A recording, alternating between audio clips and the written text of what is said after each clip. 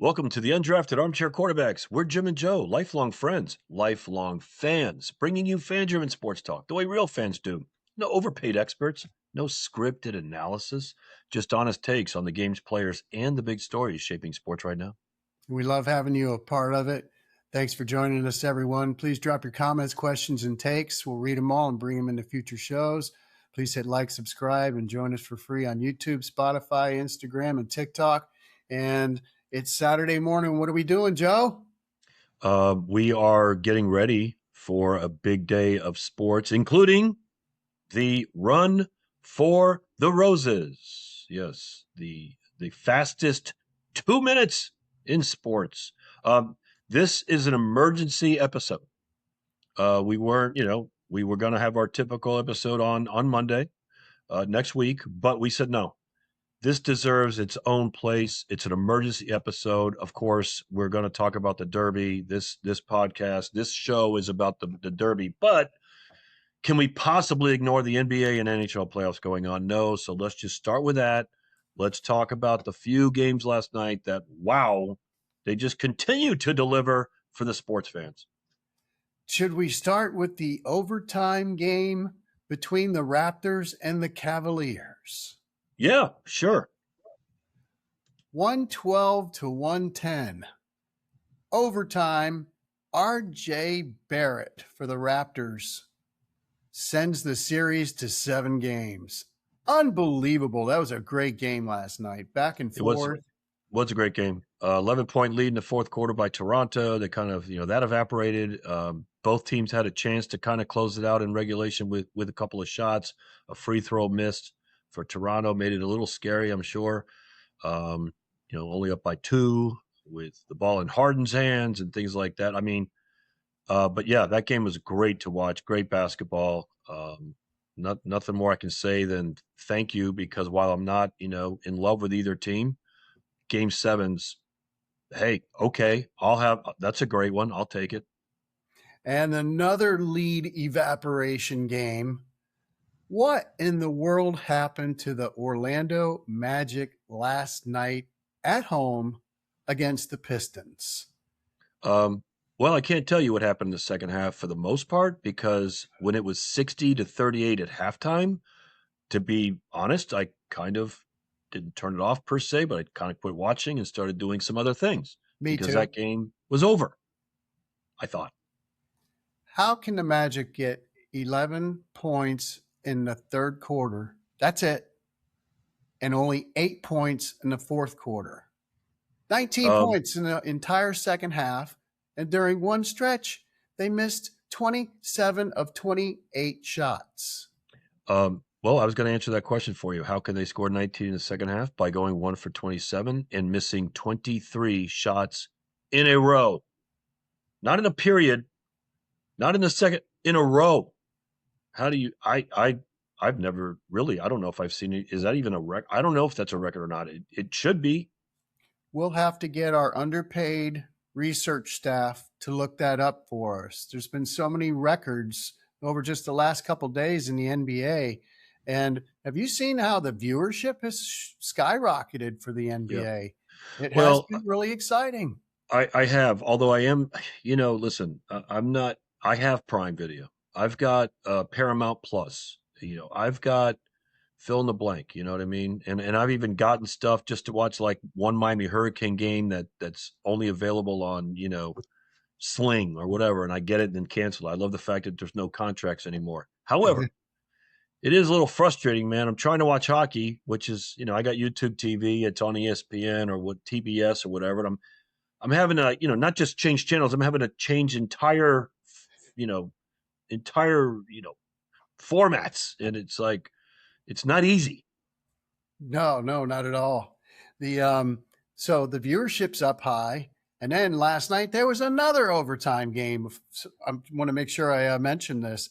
LeBron James took over that game last night, scored 29 points, 13 rebounds, and I think it said all defensive rebounds, but my goodness. So the Lakers move on, and guess who they have to face? OKC, the Thunder. Yep. I like it.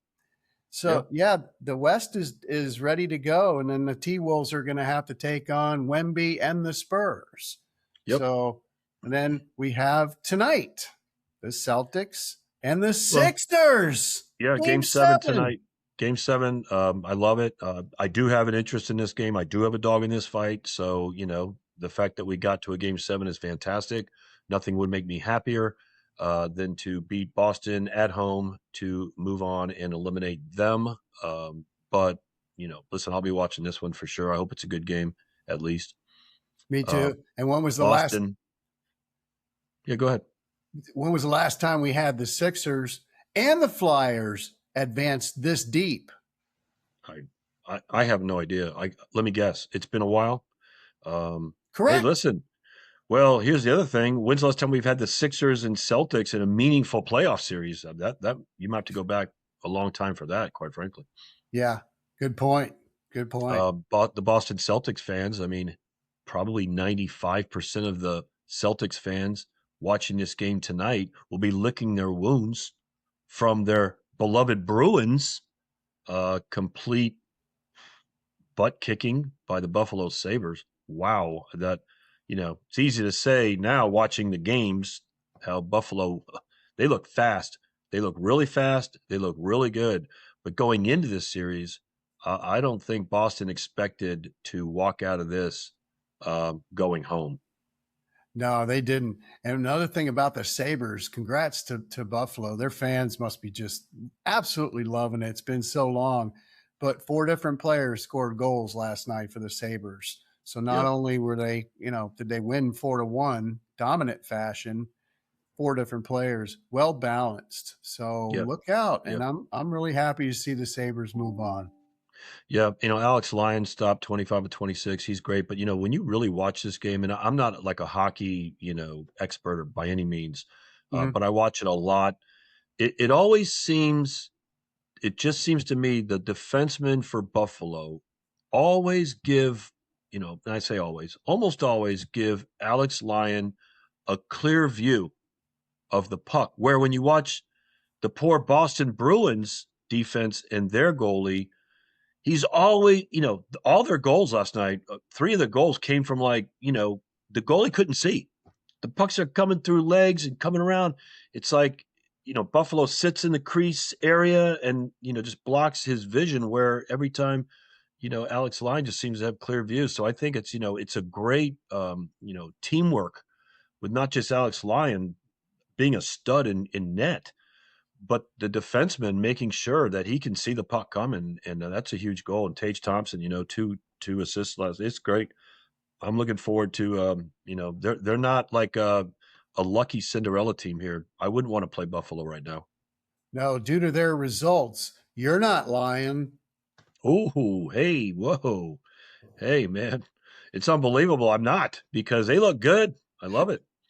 Me too. I And mean, out west, Vegas eliminated the Utah Woolly Mammoths, so yep, that kind of made me sad. But yep, anyway, and then the other game last night. Oh my gosh, another nothing ball game going into overtime, and finally, Lightning fans can celebrate. yeah, We have a game seven at home, is what we yeah. can celebrate, and there's nothing better than game seven in playoff hockey. Nothing Look, better. I mean, And, look, I mean, listen, game seven tonight, Sixers Boston, a game seven coming up in hockey, another game seven coming up in the NBA. I mean, their game sevens all over the place, man. I love it. Can't yep, wait.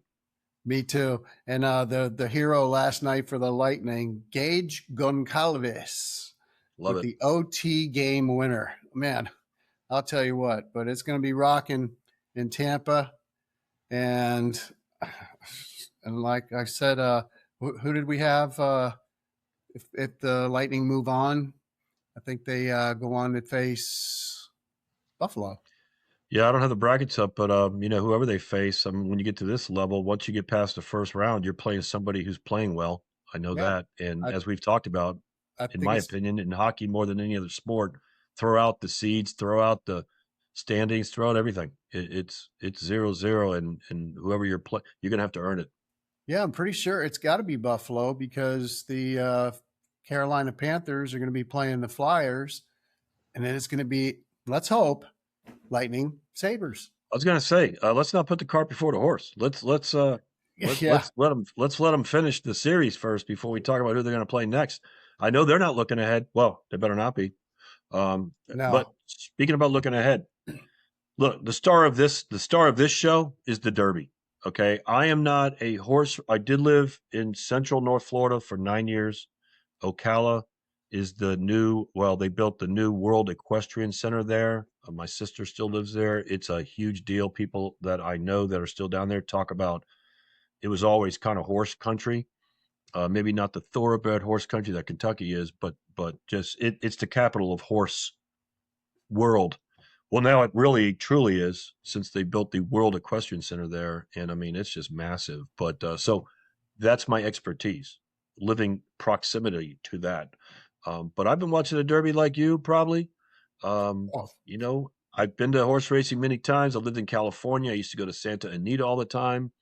I've always told people if you get there, I'd get there mid race sometimes, and I watch, the horses all go out to the post, and then it would go off. I didn't have time to really put any money on it, and you're sitting there watching this beautiful horse race with the beautiful jockeys and the wonderful animals, and you're like, wow, look how nice they look running. Oh, and you watch the race; it's so beautiful.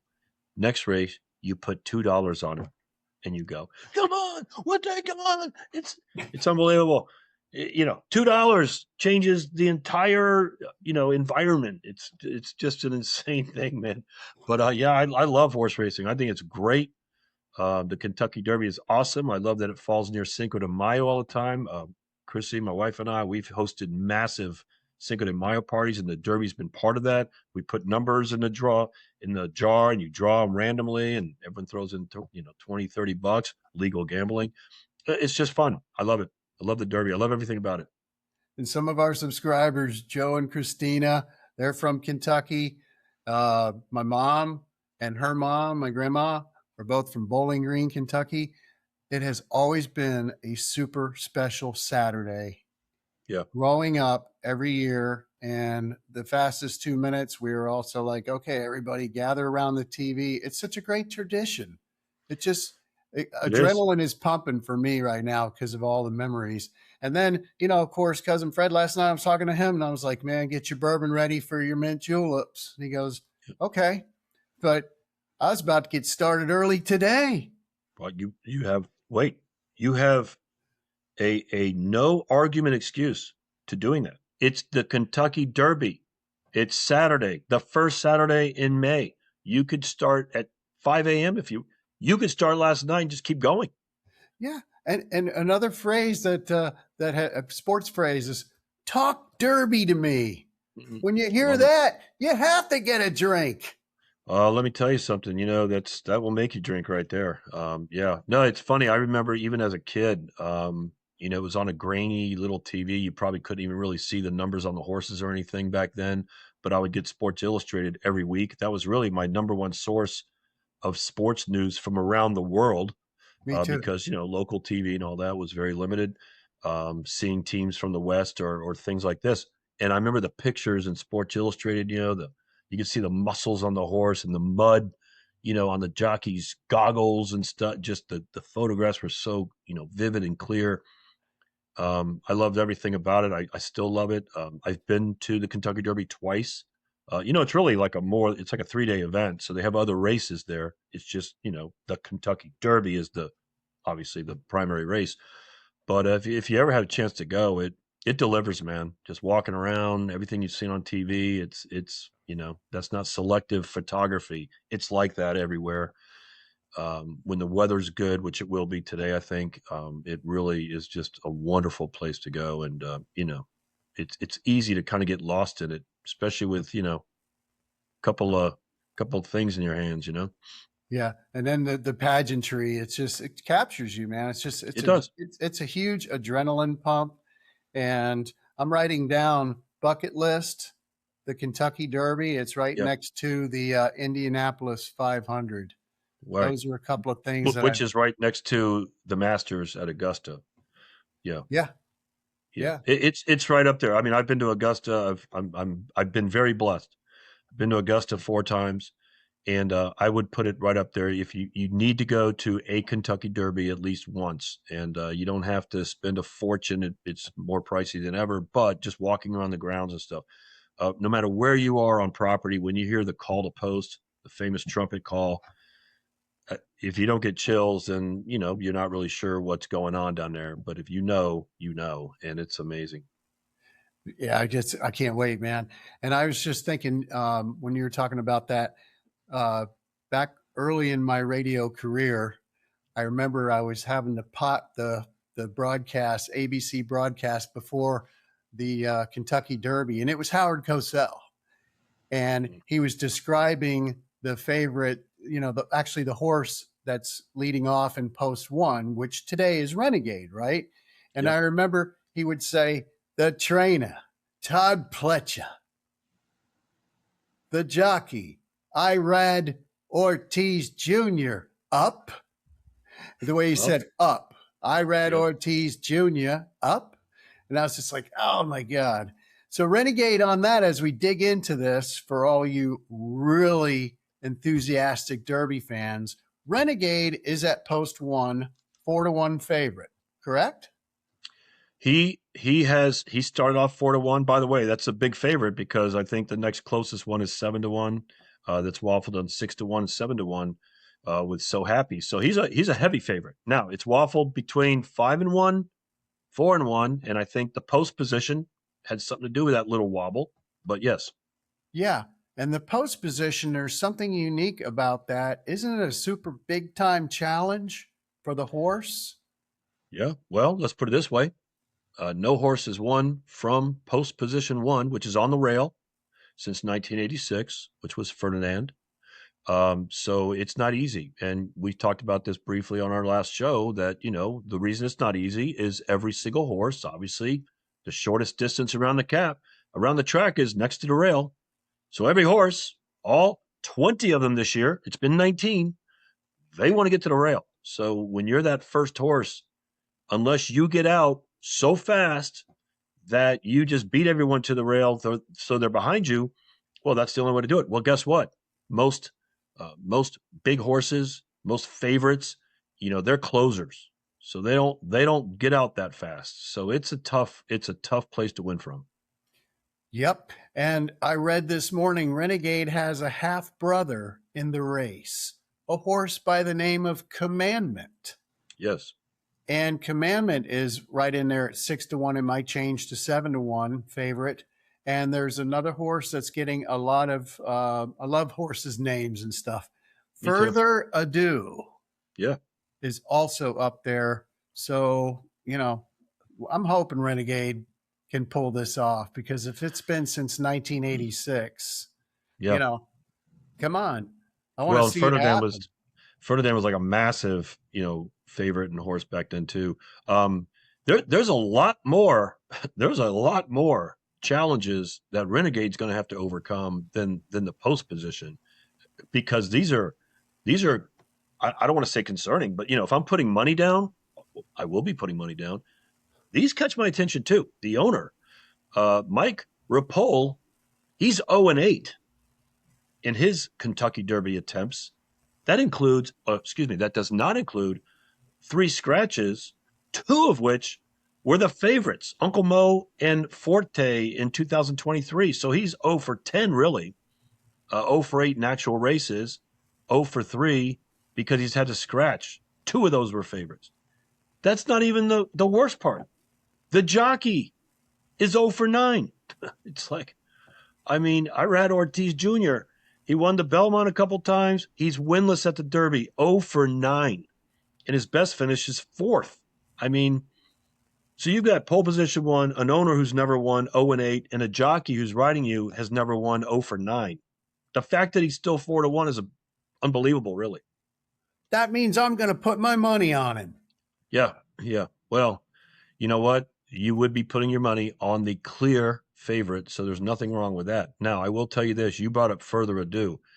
Further Ado is getting a lot of people's attention, too, because this horse, while he hasn't run, a lot of races, Further Ado, man, he is fast. You're talking about uh, one of the fastest horses in the field. I think he won his last race by like 11 lengths or something like that. So he deserves to be right up there too. So pretty good field, especially the top 5 or 6. Sometimes the odds get down to the 16, 18 to ones pretty quickly. This is a pretty tight upper list.